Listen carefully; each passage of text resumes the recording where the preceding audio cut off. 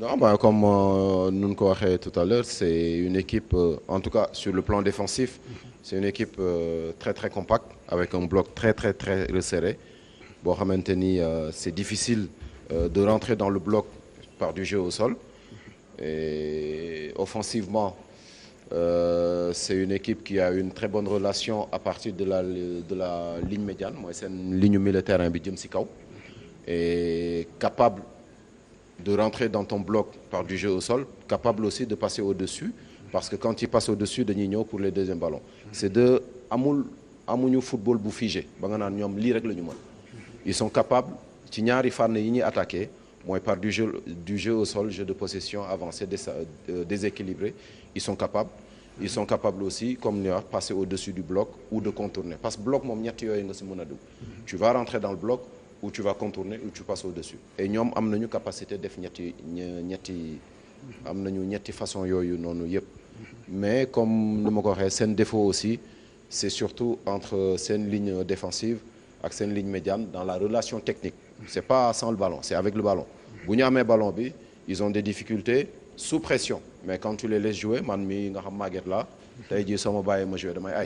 mais si tu les mets sous pression, ils ont cette difficulté à trouver les milieux et parfois tu peux ramasser les ballons. Ak classement bi ni est-ce que japp nga né mën na dara ci Équateur classement bi ni et puis ban lan moy sa impression ci classement bi classement probable là mais lan mo ci sa impression d'abord parce que d'habitude dañ doon gis Krépin Diatta soit des jouer fi Iliman Ndiaye mo doon tok ci banc bi Ismaïla Sarr joué fi ñom ñaar ñuy permettre soit Ismaïla Sarr joué fi wala mom mu joué fi tay dañoo gis né Iliman Ndiaye la parce que mom moy la mën nañ wax la demande du peuple Iliman Ndiaye doogay ñëw et surtout question bi ñu doon posé moom la ñuy posé waat pression bi ko nit ñi teg parce que Sénégal yëpp boo waxee ne non Iliman Ndiaye dafa war a jouer alors que xëy na duñu wax ne am na expérience coupe du monde trop parce que bokkut ak Sadio Mané bokkut ak Kalidou Koulibaly ñoom ñi nga xam ne jot nañoo discuter coupe du monde pression bi ko Sénégalais teg loolu pression positive lay doon wala pression mën na nekk pression négative ak bii nekk pression négative ci ban côté lay doon. Ça dépend du joueur, mais tu as dit, moi, que il faut pas que mon def bopam pression. Il faut que mon japonais c'est une opportunité pour lui de montrer ce qu'il est capable de faire. C'est tout. Mais vous faites qu'il une fois que moi jouer parce que ni wax, une fois que moi def li, une fois que moi def le, ça va être très très compliqué. Parce que niti mom, mon l'intérêt wax. D'accord? Li ce n'est que moi mon japonais, si toutefois moi aurait joué, que c'est une très bonne opportunité pour moi, en tant que jeune joueur, de pouvoir montrer ce qu'il est capable de faire. Moi, quand j'avais les U20, d'autres me proposé. Bon, malheureusement, ça ne s'est pas fait pour moi en période en U20. Mais si aujourd'hui, c'est lui, moi, que jouer fille, je pense que c'est une position à maintenir. Moi et Crépin, ils sont appelés à souvent permuter. D'accord? Moi, n'est qu'une position de l'heure. C'est-à-dire, position à maintenir. Parce que je ne pense pas que Mounek ce joueur de débordement, tu vois, il est plus un joueur plus intérieur qui peut verticaliser, trouver la dernière passe ou même aller chercher ce but par sa capacité à éliminer qu'un joueur de percussion. Donc à partir de là, sa position est celle de Crépin. Si toutefois nous avons joué, je pense que c'est des positions qui ne seront pas figées. Voilà, Sénégal. Boulaye Dia moom moo départ match bi contre les Pays-Bas moom kese moom moo nekkoon ci front de l'attaque bi Aliou Cissé ba mu nekkee dans le besoin contre Qatar dafa préféré indi Famara Diédhiou ak Boulaye Dia ñoom ñaar ñu joué ci front de l'attaque bi tey tamit ñu nekkat dans le besoin parce que un point bu ñu ko amee ñoom ñooy jàll ñun ñu dellu suñu kër ñaanuñu ko yàlla est-ce que tamit waru woon testé waat classement bi nga xamante ne tegoon na ko te si la amee 3 buts Sénégal gëj na am 3 buts depuis Uruguay 2002 mu am ci 3 buts en même temps tamit ñaar yi mu misé woon ñëpp di kaas moom ñoom ñoo dugal muy Boulaye Dia ak Famara Diédhiou est-ce qu'il fallait pas tenter encore ñu tenter waat classement boobu noonu. Ah ben écoute xam nga match bu nekk comme ni ñu koy waxee avec sa réalité. D'accord? Même bu fekkee ni on est dans l'obligation de gagner tey il est pas garanti que soit defee ñaari attaquant par force da ngay dugal bu doon loolu kon da ngay dugal 4 attaquants 5 attaquants comme ça mu leer na di nga dugal 4 5 buts. Une équipe c'est d'abord un équilibre. Ce match il faut le jouer avec beaucoup d'intelligence parce que yàlla suturaal nañu ba nekkuñu teguñu ñu score c'est-à-dire am na ñoo xam ne dañ naan leen tey boo xoolee ay Cameroun pour mu jàll ñi ngi naan il faut que mu gagner 2-0 que les matchs nuls fële kii nous on n'est pas dans ça. loolu mooy gagner déglu rajo quoi. waaye gagné déglu rajo. waaw gagné di déglu ba xam équipe bi moom gagné na wala kii pour nga jàll quoi. surtout sax dafa am score boo war a gagné. ñu nekkuñu dans cette situation. donc ce match il faut l'aborder avec beaucoup d'intelligence ne pas ñëw rek ne non on doit gagner coûte que coûte ubbeeku waa ji contre la nga am problème. il faut justement trouver cet équilibre donc beaucoup d'intelligence dans la gestion de ce match et parce que tey même à la 95e minute boo dugalee 1-0 tu passes. donc pourquoi ñëw rek mel ni. voilà je sais pas mais gars yi de nee nañ bloc bas benn maladie incurable la ci Aliou Cissé mbaa ñoom duñ ñoo tegal nu bloc bas puisque ñoom soxlawuñ ci dara. waaw léegi dama bëgg ci àdduna bi. ñu wax ma ban équipe tey jii moo fi nekk à l'aise face à un bloc bas. moo fi nekk.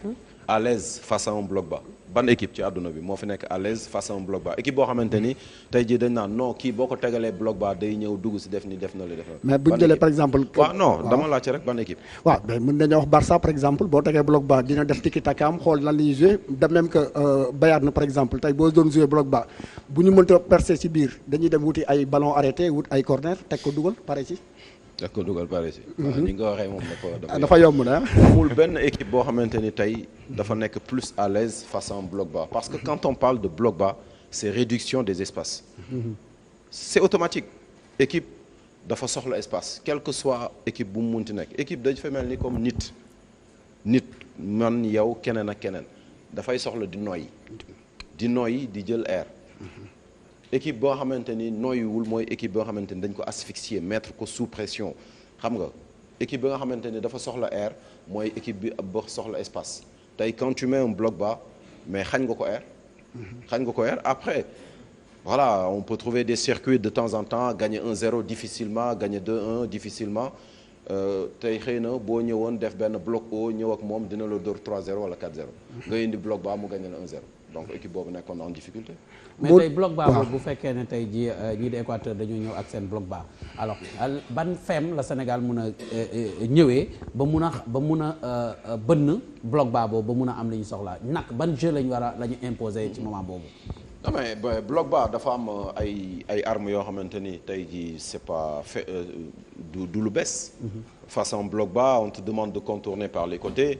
de faire un jeu de fixation il faut nga amee jeu de position bu baax quand même jeu de fixation mooy parce que terrain dafa am foo xamante ni dafay am bouchon embouteillage par exemple waa ji mën na ñëw indi bloc bas def benn densité dans la zone axiale xam nga embouteillage bi foofu la nekk embouteillage bi yow da ngay jéem a xool ban côté nga koy yóbbu embouteillage si digg bi la nekk dama ko bëgg yóbbu si côté bi donc je vais les fixer côté ña fa nekkoon ñëw fii ubbeeku parce que équipe mënul couvrir terrain bi yëpp mënul nekk il faut que mu am fu mu bàyyi maintenant face à un bloc bas ou quoi tout ce que tu veux soit tu pars sur un jeu de fixation damay génne seen embouteillage bi ci côté bi fixer leen foofu pour dem intérieur wala pour renverser là tu contournes le bloc par les côtés tu vas rentrer à l'intérieur pour trouver des frappes zone axiale yooyu yëpp ay armes la yoo xamante ni après da nga koy préparer mënuloo ñëw ba tey par exemple nga ne bon voilà lii la ñuy def loo xamante ni peut-être préparer wuloo ko nga am ci ñoom nga jàpp ne bloc bas bu ñu ko tegee attaquant yi baax nañ fi pour ñu mun a contourner affaire bi. il faut que ce soit des attaquants capables de jouer dans les petits espaces parce que attaquant am na ñoo xamante ni dañuy soxla espace. am na ñoo xamante ni dans les petits espaces ils sont capables de jouer parce que ils vont combiner am nañu qualité technique boo xamante ni tey sur leur première prise de balle ils sont pas en difficulté parce que l'espace est très réduit bu fekkee ni sur tes premières prises de balle boo contrôler balle bi mu daw ba fële foofu noonu am na waaye ju fay taxaw lignes yi dañ lay tànc donc tu as besoin de joueurs avec une technique fine yoo xamante ni dans ces petits espaces là justement dès qu'on les touche ils sont capables de garder et de jouer très rapidement dans ces petits espaces. Des joueurs comme qui et qui ndax mën nga ko citer ci non. waaw mais bi tey bëggoon naa tamit Modou Mamoun. tey man en fait j'ai deux questions yu mu bëggoon coach Amel indil ma si ay éclaircissement parce que tout le monde parle en fait du milieu de l'Équateur boo xoolee par rapport à seen agressivité seen intensité et est-ce que également ñun pour que ñu indi benn opposition de taille est-ce que ce serait pas mieux je sais pas qu'est-ce que ce serait pas mieux de jouer avec par exemple Nampalis en pointe basse mais également avec deux relayeurs que sont Gana et Pathé Ciss est-ce que ça peut être ñoom ces profils-là ce sont des profils qui peuvent faire face yoo xam ne au milieu de l'Équateur parce que je crois que ça va être une bataille si milieu de terrain boobu. Ce sera forcément une grosse bataille à l'intérieur du jeu après foofu aussi des joueurs capables de jouer sous pression, parce qu'ils vont venir te presser dans cette zone. Ils vont venir te presser dans cette zone. Il faut déjà... C'est un match, boo xamante ni techniquement, il faut être propre. Techniquement, il faut être propre. C'est important là. Parce que... Techniquement. Non, mais techniquement, il faut être propre. Parce que tey man boo ma joxee bal ma contrôler ko mu daw sur 2-3 mètres. C'est clair. Ben, il y a tout de suite un duel qui va démarrer. Et... waaw nee na nga téye fii micro bi. waaw ci kaw nga téye ci kaw au lieu de téye ci suuf quoi. voilà téye ko nii xool li ma ko téye nii. ok jaajëf.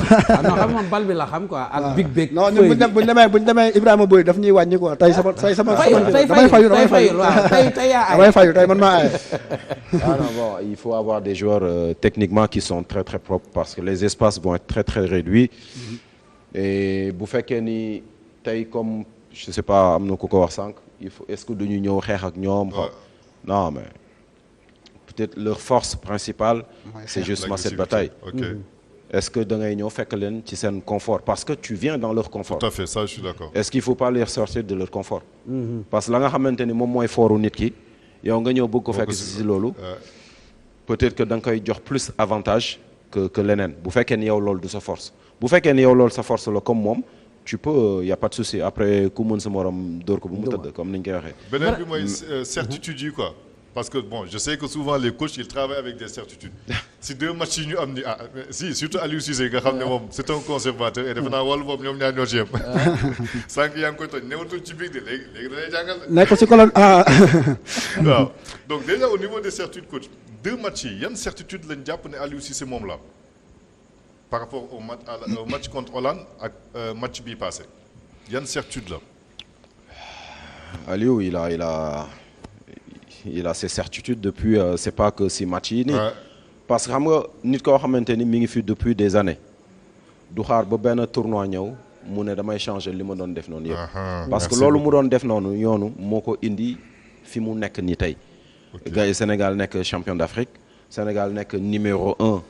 Si pays africains yi côté classement mondial il y a un processus bi nga xamante ni pendant ces 7 ans si loolu la nekk et du ñëw ba tey mu ne damay changer li ma doon def loolu mooy li mu doon def gëmu ko et je sais que ni li muy def daf ko gëm malgré que wax yu bëri critique yu bëri lu mus a nekk dans son parcours avec toutes ces critiques effectivement il est toujours resté droit dans ses bottes et lu mu gëm la doon def c'est pas que demain on est dans l'obligation de gagner que tu vas tout chambouler soo ko defee loolu mooy rey nga sa bopp yow da ngay perte match bi avant ngay dem terrain et tey match couperé yi on l'a fait récemment on l'a fait contre l'Égypte fii dem foofu Égypte gagné ñu retour bi on était dans l'obligation de gagner tout à fait donc c'est une atmosphère ba nga xamante ni c'est les derniers matchs de l'équipe nationale du Sénégal on les a vécus dans cette atmosphère. Effectivement. Sénégal dañuy wax comme si c'est une situation nouvelle alors que c'est une atmosphère bi nga xamante ni depuis quelque temps mi ngi topp contre l'Égypte en finale on était dans l'obligation de gagner parce que tu peux pas jouer 2 finales de suite et perte ko bu yàggee ñu am fu ñu la féetale et ñu jógee foofu dem tirage Coupe du Monde on a joué l'Égypte chez eux mu dóor ñu 1-0 au retour bi fii la tu es dans l'obligation de gagner pour exister. On gagne. Nous sommes en Coupe du Monde, le premier match, on le perd. Le deuxième match, tu es dans l'obligation de gagner. Donc, dans leur ADN, ils ont ça. Merci. D'accord. Se retrouver dans ces situations-là.